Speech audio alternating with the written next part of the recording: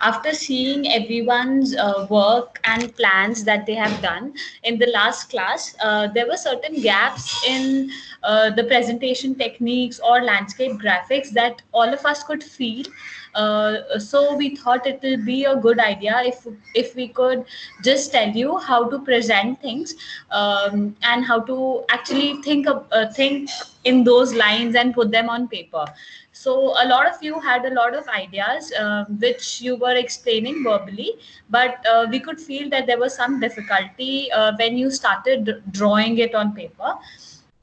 So first of all, the first thing that we all want to insist is, draw to scale and mention your scale, make a graphic scale and a north point. This is the first step when you start drawing any. This is not even for landscape, but also for architecture drawings that you do.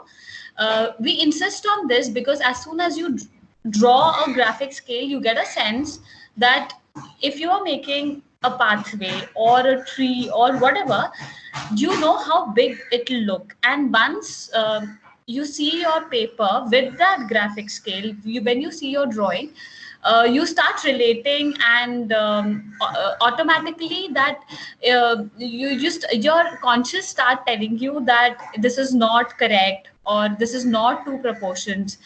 So the first thing is that this slide I have put up just to show you that how the final product might look like. Thinking about the final product right before you start designing is important, according to me, because then you know that what all things that what all other drawings or what all other sketches that you want to put on your final sheet.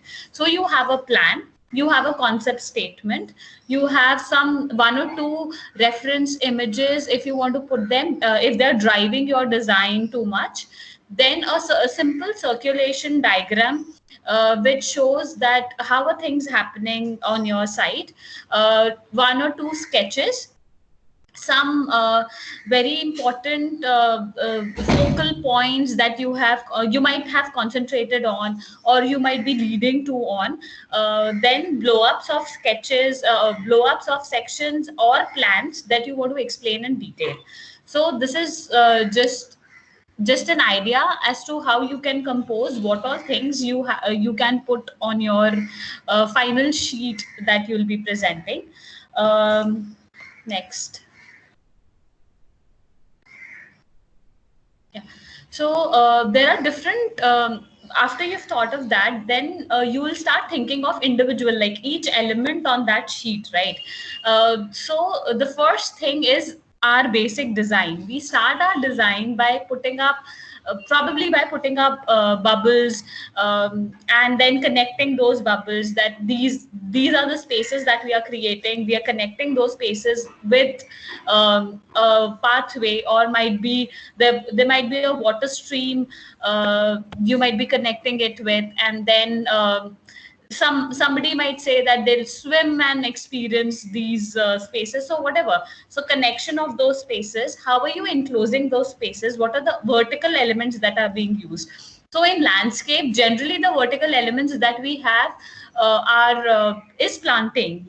You can use shrubs, you can use trees, there might be modulation in landform that might be creating an enclosure.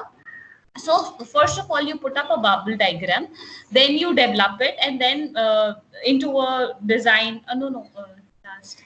In keep on the last slide. Then you develop it further. So the first thing that we want to show you is the different rendering techniques that you can use for the final product. You can use colors. You can be like, let them be monochromatic only with ink, or you can use shades of gray with that. This is the use of colors. I've used this image specifically because it shows all the three things: the planting, earthwork, and water, and not too much of man-made elements that are being used in this. The first thing that I want to tell you is these are the three, whatever elements that are being given to you have three bold colors to it. So try using those. tree, the another thing that has to be noted is that the tree is always big. So when you draw a tree on your plan, it might take up a lot of space. But if you understand that space in section, there might be a lot of things happening beneath that. So just while representing a tree, consider it to be a transparent block, and whatever happens beneath that, please try to represent. Uh, can, unless you think in those lines, when you draw a section, you won't be able to put up, or you won't be able to think about all those things that are happening below the tree. Okay, because on the ground it sits only with its stem. The canopy that we're showing on the plans is only after a certain elevation. So this is one example that is showing that. Then clear cut water lines, where is it coming from, where is it getting collected, some play of shade and shadows, so that you know which one is elevated and which one is in depth. Okay, next slide, Swati, please. Yeah, so yeah, so this is a section that is showing all these three things, a simple section with everything represented. I don't this is self-explanatory mostly. Next. Yeah, so yeah, these are some examples of sections that we've put up. Yeah, next. Yeah, so with a section, this I put up just to show you that with a section you can pick up certain areas, like the modulation in levels and earthwork, or if you are playing with planting at certain other locations. To So these are those blow ups to explain your design or your inputs on the complete section, because sometimes the section might not because the scale of the section might not explain what you're actually doing in a very small area. Next.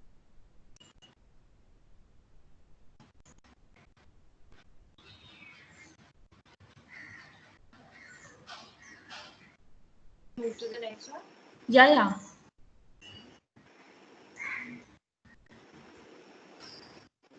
So this is one example of a monochromatic kind of rendering that one has done. No, back. Which one? Do you want me to stop here? No, you go back one slide. Yeah. And there is one more slide before this, if you could go back to that.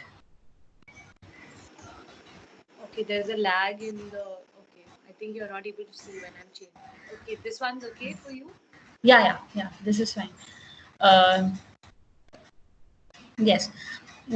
So yeah, these are just some rendering techniques that you could use. In this, I've put these two images together just to show you that there are different forms and kinds of spaces that you might want to create in landscape. There are different languages that you use. So some definitely use curved lines to represent or to design.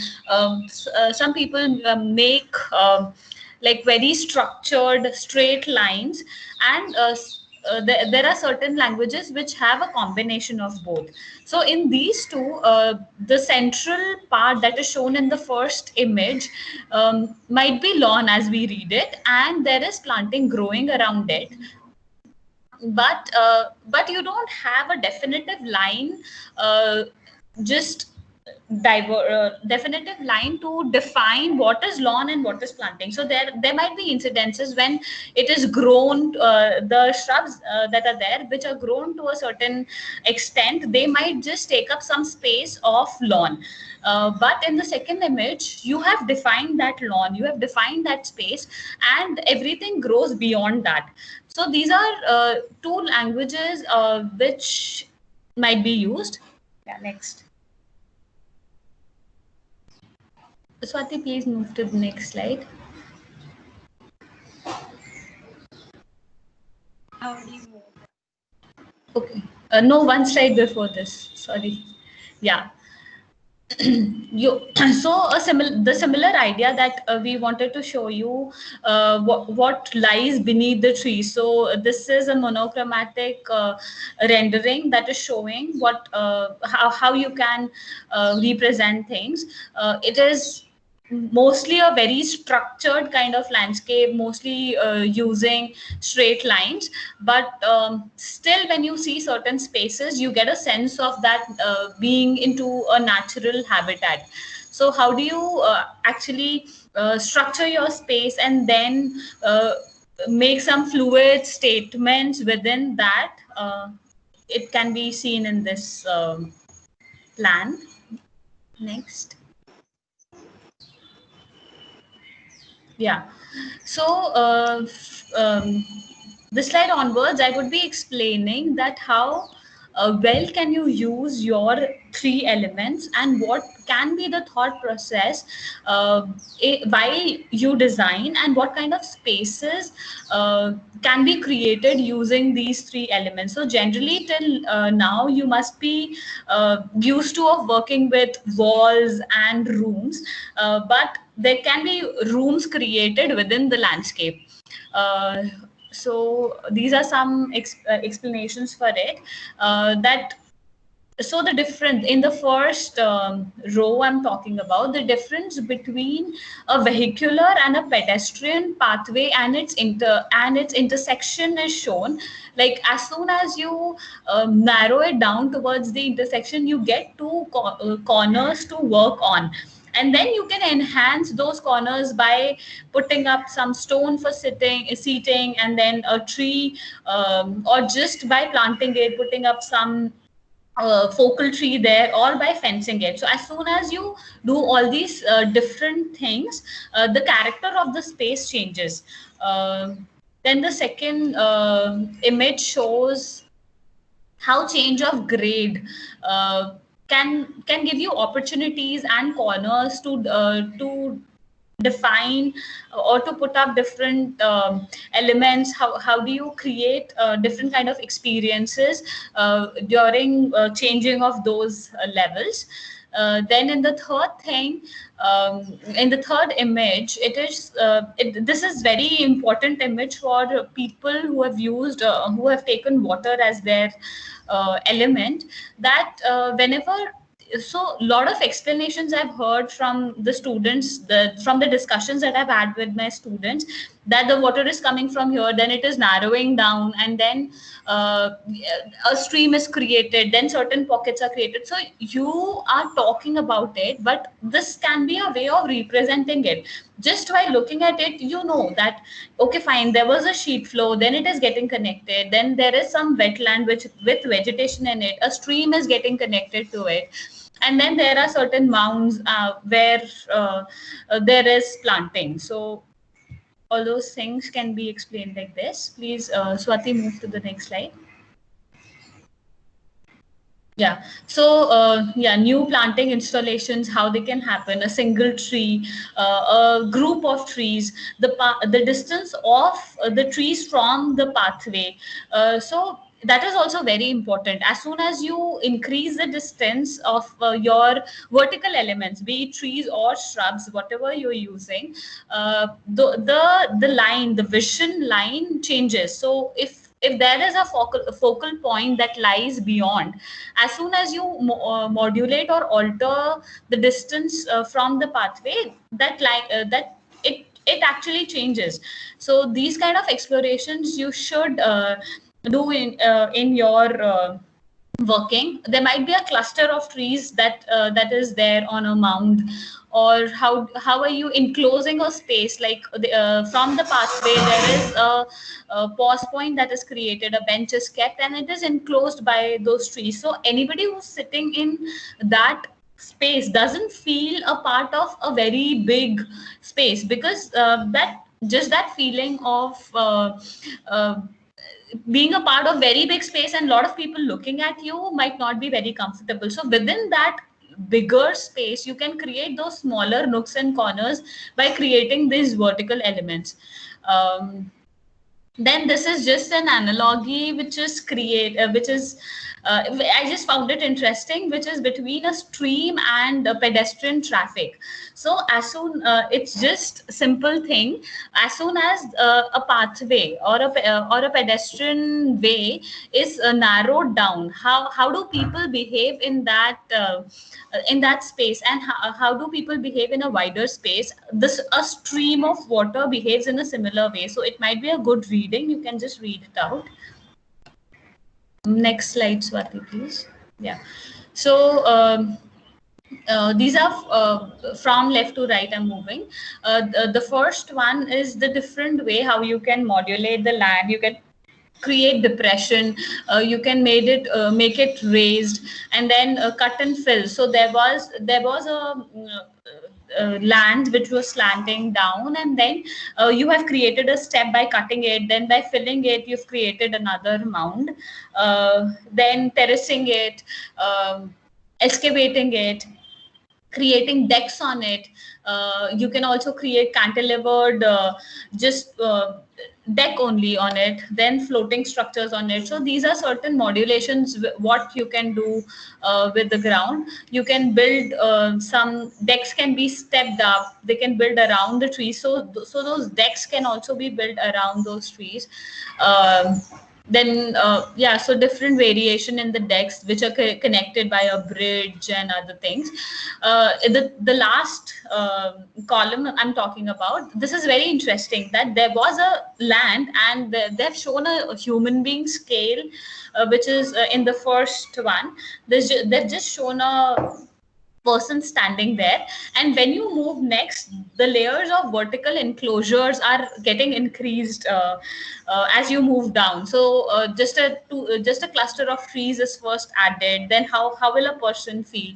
Then in next there is a wall added in this, but it could be a shrub or a hedge in that form. Then you add further more layer of larger shrubs around it. um, so the levels of enclosure keeps on increasing in the same space. Similarly, you can create different kind of enclosures in your design. Next slide, please. Yeah. So a lot of times when we talk about water, we use a lot of different adjectives like this, like curvilinear, circling, or if you're not thinking it, looking at the first set of images or characteristics of water can be looked at, and then different experiences can be created. So this was put up just to give an idea to you all that how water can in general behave. Okay, so you can use one of these or some of these in your design. Then in the next two images, they were trying to explain that how modulation in land and then modulation in the heights of planting can create different kind of spaces. So I say I'm talking about the bottom right corner. The land is of a certain profile, then with the height of vegetation you have created another profile of land. So these kind of play can be done in your earthwork, and it will create a very different experience around it. Okay, so you can, so this is how you combine planting with earth majorly, and also how you can visually curtail certain areas that that are not very desirable. Like when you are in a park and there is a parking outside, in the first image I'm talking about, so you just mound up the earth right next to the parking, put a low height shrub, so that and then a tree, so that the vision is blocked. Somebody, if there is a pathway right next to the parking, you don't want people walking in the park to see that parking. So these kind of things. So this visual barricade that we want to create necessarily need not be always a boundary wall or a physical a boundary wall or a constructed element. This is also a physical element. So you can do it using planting and earthwork. Next, please. Swati, please. It's not moving. Just a second. Okay, I think this is the last slide. Last. Yeah.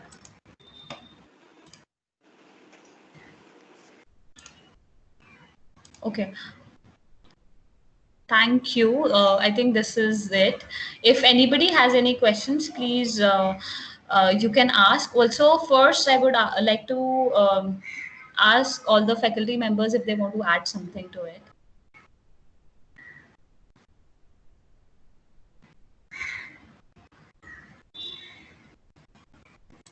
Sandeep, Arjun.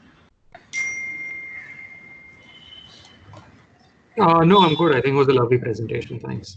Okay, thank you. Do the students have any doubts? Do they want to kind of add in, ask anything?